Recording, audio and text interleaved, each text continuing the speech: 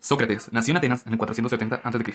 Fue un filósofo griego, pese a que no dejó ninguna obra escrita y son escasas las ideas que pueden atribuírsele con seguridad. Sócrates es una figura capital del pensamiento antiguo, hasta el punto de ser llamado presocráticos los filósofos anteriores a él.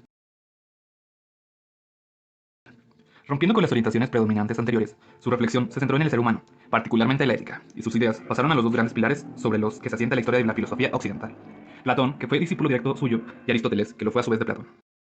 Entre sus ideas principales se le atribuye el intelectualismo moral, el cual dice que el conocimiento es virtud y que quien hace el mal es por ignorancia.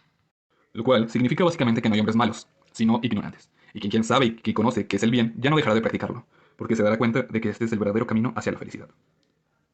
La primera formulación del intelectualismo moral la hizo Sócrates, cuya moral se reduce a que lo más importante es obrar justamente y a que lo mejor es mejor sufrir el mal que cometerlo. También se le atribuye la mayéutica, el cual es el método aplicado por Sócrates a través del cual el maestro hace que un alumno, por medio de preguntas, descubra conocimientos. Mayéutica es una simple palabra que se traduce como obstetricia, es decir, la que se ocupa del parto o embarazo. La madre de Sócrates, Fenareta, era comadrona. La técnica consiste en preguntar al interlocutor acerca de algo y luego se procede a debatir la respuesta, dada por el medio del establecimiento de conceptos generales. El debate lleva al interlocutor a un concepto nuevo desarrollado a partir del anterior. Por lo general, la mayéutica suele confundirse con la ironía socrática. La mayéutica se apoya sobre una teoría de la reminiscencia. Cree que el conocimiento se encuentra latente de manera natural en el alma y que es necesario descubrirlo. De igual forma, podemos decir que la mayéutica se utiliza en la vida cotidiana todos los días. Un ejemplo sería en la escuela, cuando un alumno le pregunta a un profesor algo tan sencillo como ¿quién descubrió América? ¿Cuándo lo descubrió? ¿Por qué lo descubrió? Entre otras cosas. Sócrates murió en el año 399 a.C. Fue llevado a juicio por la ciudad de Atenas, acusado de pervertir a sus jóvenes y alejarlos de los dioses. Se le dio a elegir entre renegar sus ideas o ser condenado al suicidio por cicuta. Eligió la muerte, de este modo muriendo por medio, sin tener que traicionar a sus principios ni ideales. Platón nació en el año 427 a.C. en Atenas, Grecia, y murió en el año 347 a.C. en la misma ciudad. Fue un filósofo griego seguidor de Sócrates y maestro de Aristóteles, quien en el año de 387 a.C. fundó la Academia de Atenas, institución que continuaría funcionando a lo largo de más de 800 años. Él decía que los sentidos nos dicen que las cosas no cesan de cambiar. Lo que ahora es un árbol, mañana habrá dejado de serlo. El agua aparece como líquido, más tarde como sólido y luego como vapor. La teoría de Platón del mundo de las ideas se basa en dos conceptos contrapuestos: el mundo sensible, cuya experiencia se vive mediante los sentidos, son múltiples, corruptibles y mutables, y el mundo inteligible, o el mundo de las ideas, cuya experiencia es cosechada mediante el conocimiento, la realidad y el sentido de la vida, siendo únicas, eternas e inmutables.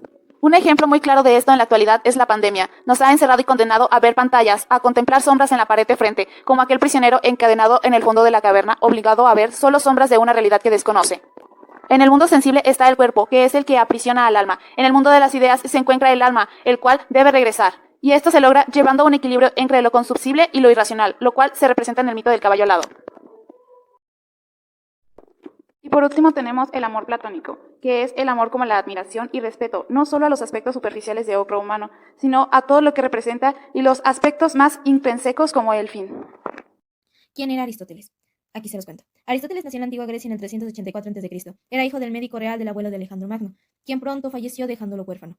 Después de esto fue adoptado por un tal Proxeno, quien lo envió a la Academia de Platón a los 17 años, donde fue discípulo del mismísimo Platón, quien por cierto también fue discípulo de Sócrates. Después de eso viajó por muchísimos lugares en busca de conocimiento e incluso fue profesor del mismísimo Alejandro Magno. Sí, es Alejandro Magno. Fundó su propio instituto llamado Liceo, donde enseñó, entre tantas materias, física, astronomía, botánica, zoología, estética, filosofía, ética, metafísica, etc. Y falleció después a los 60 años. Entre sus ideas principales tenemos la estructura de la materia, la organización de la vida, el poder del espíritu hecho espíritu, los límites de la libertad del hombre, entre otras cosas. Ahorita hablaremos de unas cuantas, como por ejemplo el alma. Lógico, lo que está vivo es gracias al alma y no a la materia. El alma tiene forma del cuerpo y está dividida en tres tipos: vegetales, nutrición, reproducción; animales, todo lo anterior más la percepción, el movimiento y el deseo; y la humana, todo lo anterior sumado más, lo importante, el razonamiento. Un humano puede saber que una suma de 1 más 1 es igual a 7, pero un animal no. Después tenemos la teoría de la generación espontánea. Esta es muy divertida. Él decía que algunas porciones de la materia contenían un principio activo. Si tenían las condiciones adecuadas, se podía reproducir, o sea, un ser vivo nacía de la nada, como el moho. Si dejas una comida durante mucho tiempo en el refri, se va a echar a perder y va a crecer hongo, etcétera, etcétera. De ahí la teoría. Dos juicios contradictorios entre sí no pueden ser verdaderos ambos. Ejemplificando.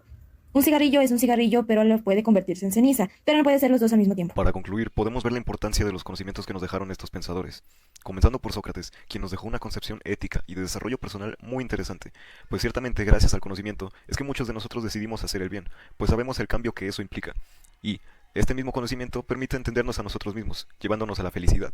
Por eso ideó la mayéutica, para aprender y a través de cuestionar la manera en que pensamos, descubrir la verdad.